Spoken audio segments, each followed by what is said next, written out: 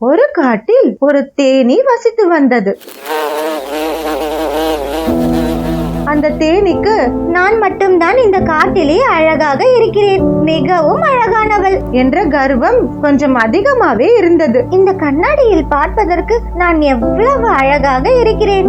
ஒரு நாள் அந்த காட்டில் தேனீ பறந்து சென்று கொண்டிருக்கும் போது ஒரு யானை வந்து கொண்டிருந்தது. அப்பொழுது அந்த தேனீ யானையின் காதின் மீது அமர்ந்து யானையை நலம் விசாரிப்பது போல் அதை கேலியும் கிண்டலும் செய்தது.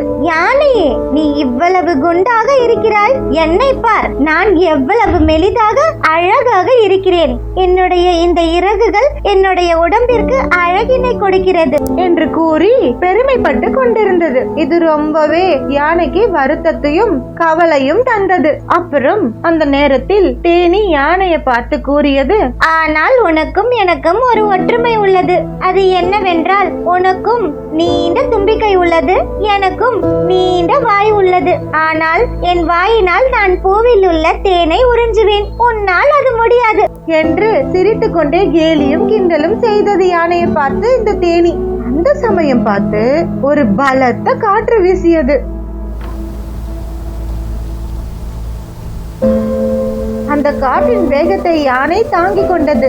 ஆனால் தேனீயால் அந்த காற்றினை தாங்க முடியவில்லை. அந்த காற்றினால் அடித்து செல்லப்பட்டது. இந்த தேனீயோ கதறியது, என்னை யாராவது காப்பாற்றுங்கள், என்னை யாராவது காப்பாற்றுங்கள், காப்பாற்றுங்கள், ஐயோ, நான் அடித்து செல்லப்படுகிறேன், காப்பாற்றுங்கள் அப்படி என்று கூறியபடியே அந்த காற்றில் அடித்து சென்று கொண்டிருந்தது. அச்சமயம் யானை தேனியை காப்பாற்றலாம் என்று பார்க்கும்போது தேனீ கண்ணு கெட்டாத தூரம் சென்று விட்டது. யானையோட உடலுக்கு அந்த காற்றை தாங்கிக் கொண்டது. ஆனால் இந்த சிறிய தேனீயோ அந்த காற்றின் பலத்தை தாங்க முடியாமல் அடித்து செல்லப்பட்டது. யானை பெருமூச்சு விட்டுட்டு சொல்லுச்சு, கடவுள் எனக்கு இந்த மாதிரி உடல் அமைப்பை கொடுத்ததால் தான் நான் இந்த காற்றில் அடித்து செல்லவில்லை. தேனி சொன்ன மாதிரி மெலிதாகவும் சிறிதாகவும் இன்றனா அடித்து சென்றிருப்பேன் இந்த காற்றின் மூலமாக. எல்லாம் நல்லதுக்கே அப்படின்னு சொல்லிட்டு யானை அங்கிருந்து நகர்ந்து சென்றது.